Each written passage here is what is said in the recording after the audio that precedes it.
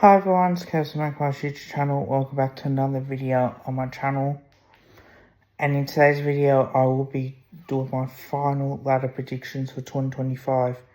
If you haven't seen Curse Magpies, welcome, like, comment, share. If you're new to the channel, watching this for the first time, like, comment, share, and subscribe. Now, this is the final ladder prediction after the preseason games. Opening round's just around the corner, so let's get straight into it, shall we? Now, 18th, I got the Richmond Football Club. I think this is purely the reason why I think Richmond will be 18th is that they're rebuilding. You can't really fault them for that, but don't expect them to win too many games at all. And I think you might get a little bit improvement in being competitive every week and expecting to have less blowouts, but the fact is they're going to have more blowouts than anything, and it's just going to be difficult for them as well. 17th, I got the West Coast Eagles. I think with the Eagles, it's going to be a tough year for them, and I'm not too sure what to expect, but I do think they will pretty much be in that running contention. They might surprise a few teams early on. There might be Carlton early on, but it's just going to be difficult as well.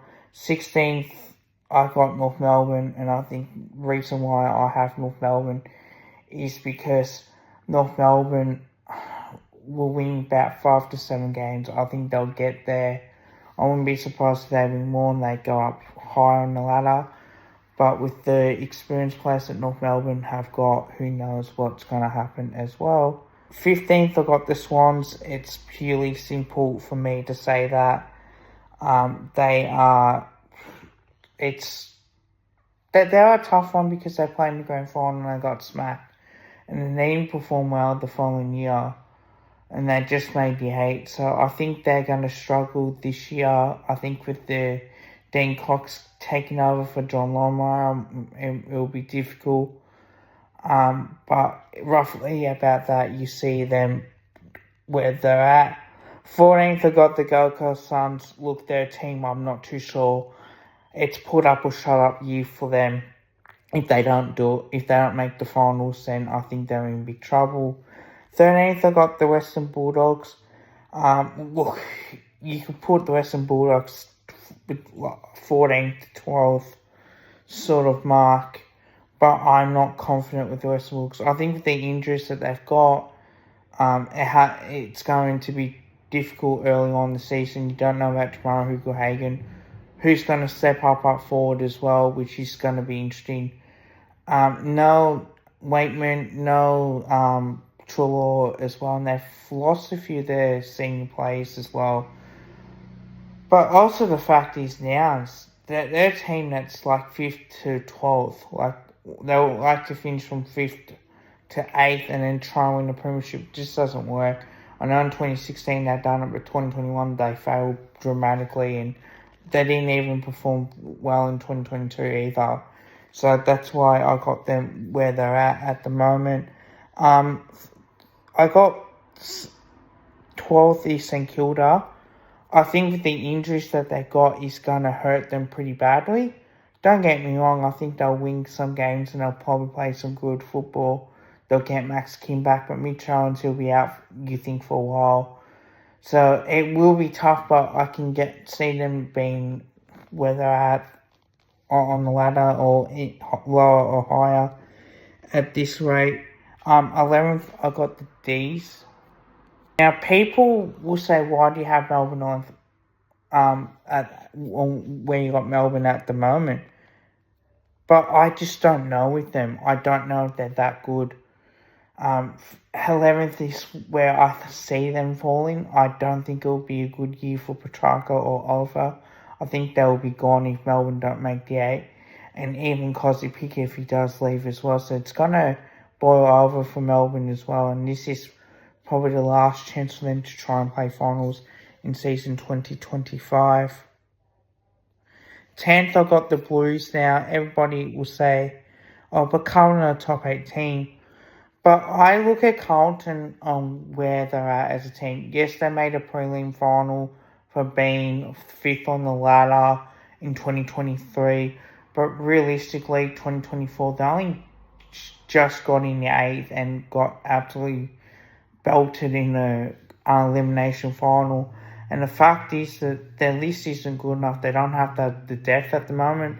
Yes, they got a fair few injuries as well, but they just don't have the depth. You can't just rely on a couple stars.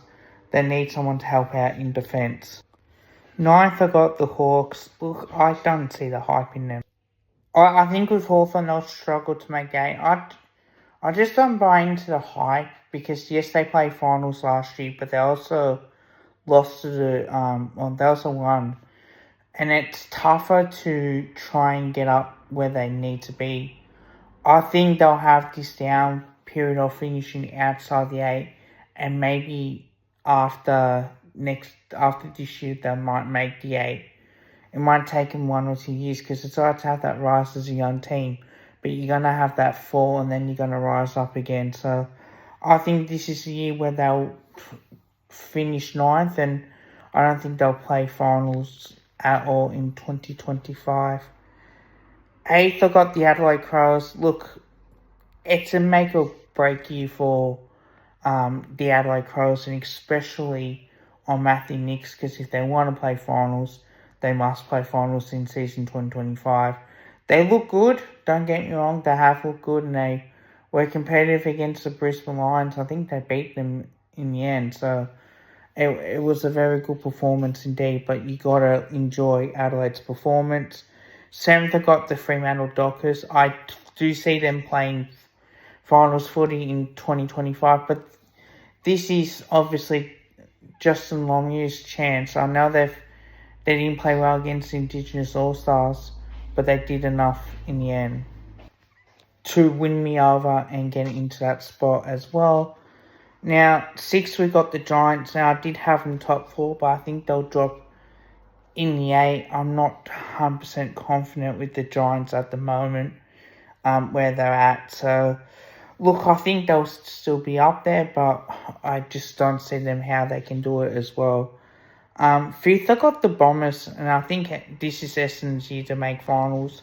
Look, it's a tough year for them, but if they really want to make a start, they'll have to win against the Gold Coast Suns and really push towards finals early on. I think they might win a couple games middle part of the season, but I think they'll get that run on the top half of the season from like rounds 8 onwards.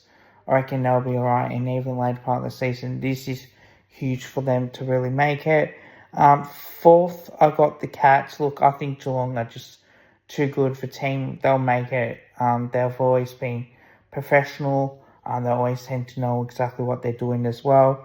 Number 3, I got the Power. Look, I think they still play finals regardless. I know that Josh Carr will be taking over in 2026.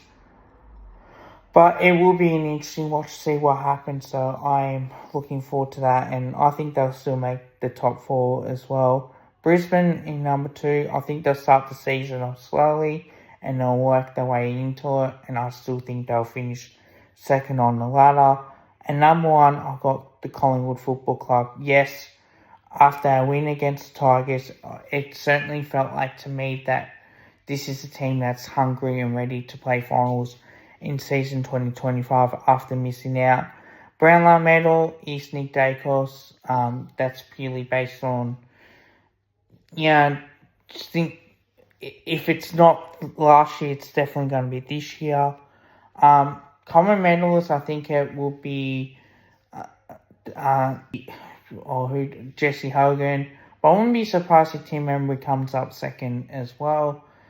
Grand final will be Collingwood versus Geelong, and I'm going to say Collingwood will win the flag and win our 17th premiership by 5 points. And also, the Norm Smith medal is Nick Dacos. The Rising Star winner is Levi Ashcroft. I hope you guys liked the video. Don't forget to drop a like, also drop a sub. Until next time, bye for now.